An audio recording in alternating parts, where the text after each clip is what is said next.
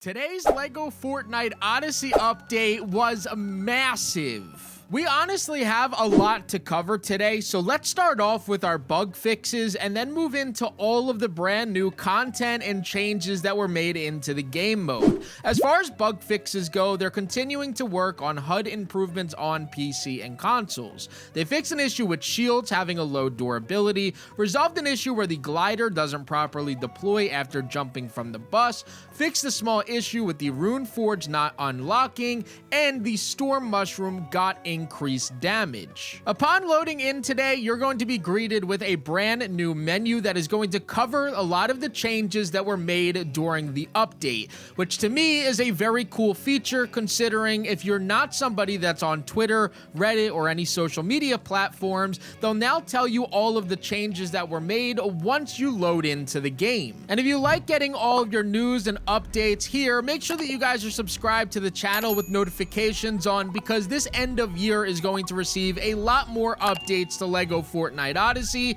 and you're going to want to make sure that you are here for every single video. The first of the major changes is 2 brand new stations. The first one is the Potions Cauldron, which requires 6 plank and 5 granite slabs in order to create this, and the second one is the Hero Station, which is 10 planks and 5 granite slabs. We got a complete revamp to the way our food and health works, and to start that off, we have the Potions Cauldron, which gives us a bunch of health potions as well as other potions that will give us new abilities inside of the game, such as running faster, more armor, and the ability to return to home by drinking the Clom Home Potion. Our small health potion will give you 150 HP and also takes about 2 seconds to drink. The Jumbo Health Potion also takes 2 seconds to drink, but will refill your health entirely. And probably my second favorite potion is going to be our brand new Slurp Juice, which gives you health regeneration,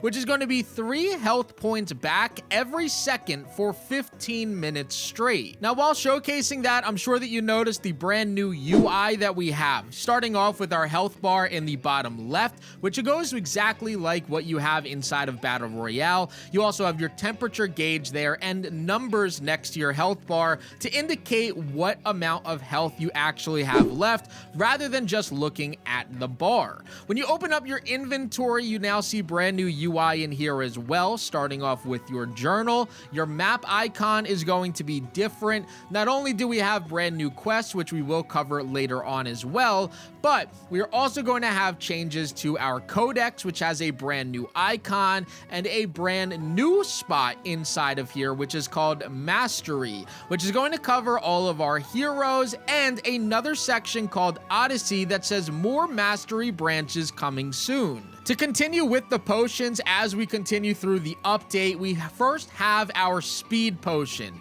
You could see me running without this at first, and after drinking this for 15 minutes straight, I'm going to have +2 speed, or tier 2 speed, which allows me to run faster and jump higher, which I think is really cool and could be overpowered with Berserker. With my current stack of health charms, I have 6 armor, but when I drink this new potion, it's going to give me 3 additional armor, which I think is really good because that means we're going to take less damage from enemies. The final potion is a harvesting potion, and the way that this works is that it states that it's going to give you better damage, but it also seems to give you a harvesting speed when it comes to drinking this. That's going to allow you to swing your pickaxe or swing your axe faster when it comes to farming trees or any rocks and ores. The final update that we have as far as potions go is called the Clom Home Potion, which inside of expert mode is really cool. In survival, cozy, and sandbox, you could simply respawn your character,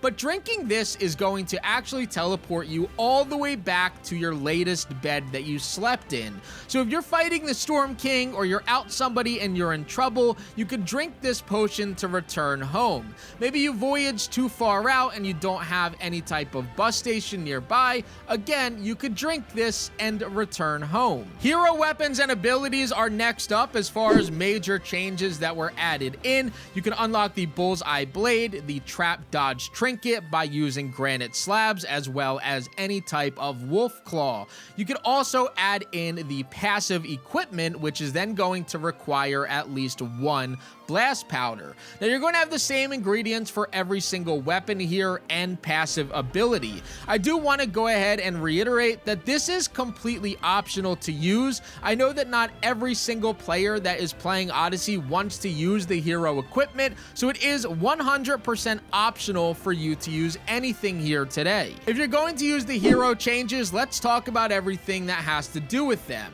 You have 3 brand new weapons that are considered two-handed weapons that will go into your quick bar. You then have a passive equipment, which is then going to go into the equipment section of your hotbar on the right-hand side.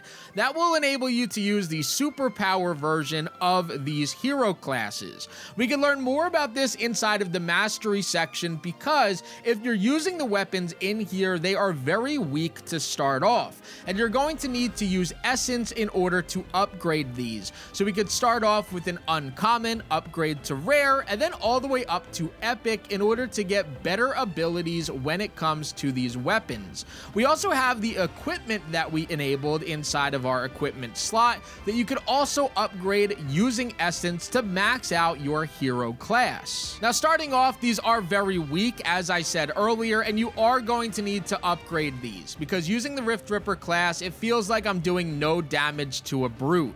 Now the one thing that is really cool about this is that you can combo these and make sure that you are just swapping between them, because they do have some sort of cooldown when it comes to using the Shadow Caller class. You can't fly for too long, so you will need to swap out of it. And then you could also use the other class that puts a marker on the brute to give yourself better damage to him. So these aren't the most overpowered, but you can mix and match these and swap throughout in order to give yourself the best chance to defeat other enemies. While I was out, I noticed 2 new changes. The first one being that the icon for Daigo has been changed. It originally was just one large white box, and now it's his face and icon. Next, you also have the trace icon, which is going to show you where he's at to do the quest for your new journal entries that have to do with the Grassland Storm Village. They also released a limited time zombie horde inside of our worlds. These can be found randomly throughout inside of the grasslands, the dry valley, and other different areas of your map. They don't do too much damage to you, but they are pretty difficult to fight if you guys don't have any of the brand new superhero weapons. They're very quick, run right up to you, and a bunch of them will attack you at the exact same time. So I definitely recommend having one of these superhero abilities so you can take these out without taking much damage from them. A huge change that was made was done to our bus stations. Now, even though we have the brand new Clom Home Potion, when it comes to our bus stations, we can now rename them. So right here, this is my main village, or my beachside village, and I'm able to name this that village. So there's no more running around and clicking on my map. I can now scroll on the left-hand side of the screen to click and select whatever village I want to teleport to. Not only that, but even if you're not at that specific bus station, you can continue to click on them and then rename them without teleporting. So I did build myself a Daft Punk village, and without being there, I am able to change the name of that bus station. There was also a change to our juicer. It is now called a mixer, which is going to give us a recipe for cheese for the first time ever in LEGO Fortnite. They also changed the ingredients of ice cream, so it doesn't require snow anymore, and now it's going to require milk, which is a little bit weird.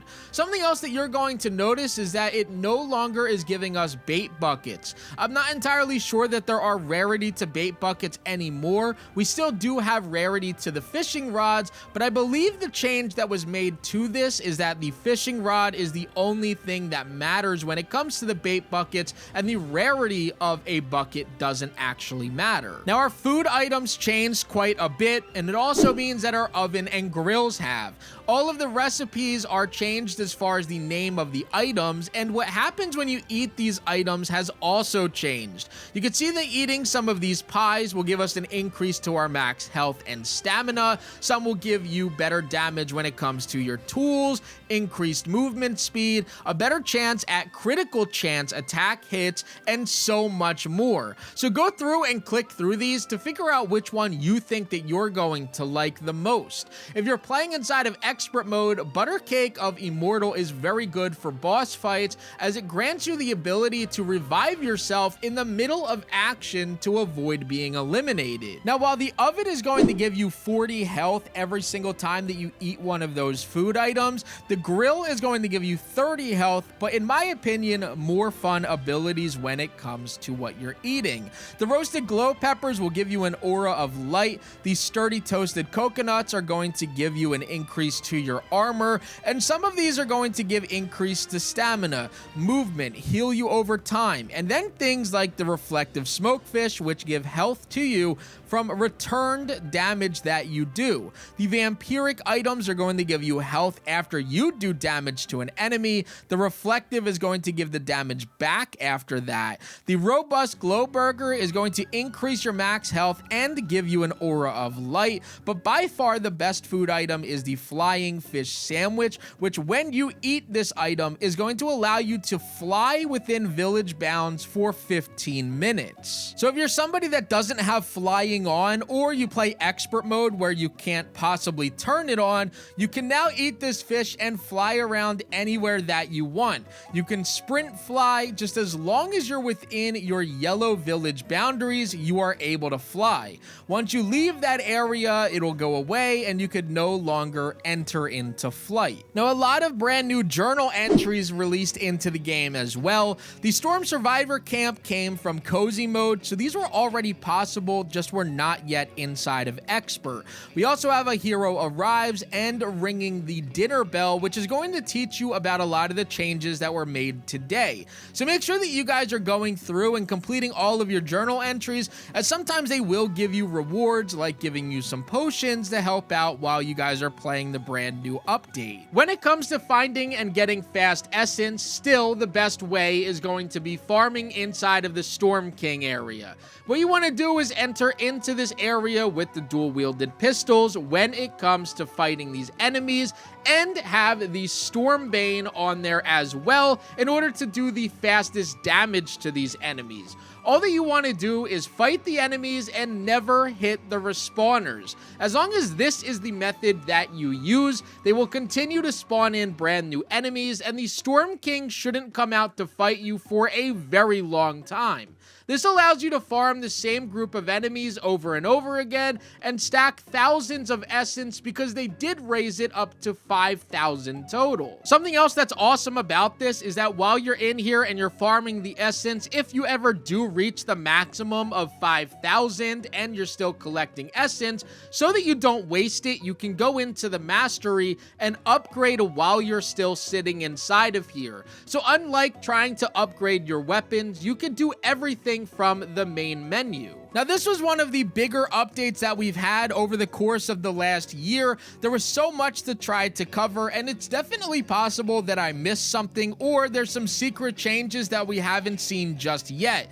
Make sure that you guys comment down any secrets that you guys found inside of the comment section to be featured in tomorrow's video, where I feature all of the brand new secret changes that were made during the update. I hope that you guys enjoyed this. Don't forget to leave a like, comment, and subscribe. And as always, guys, this was Crafty, and I'm out.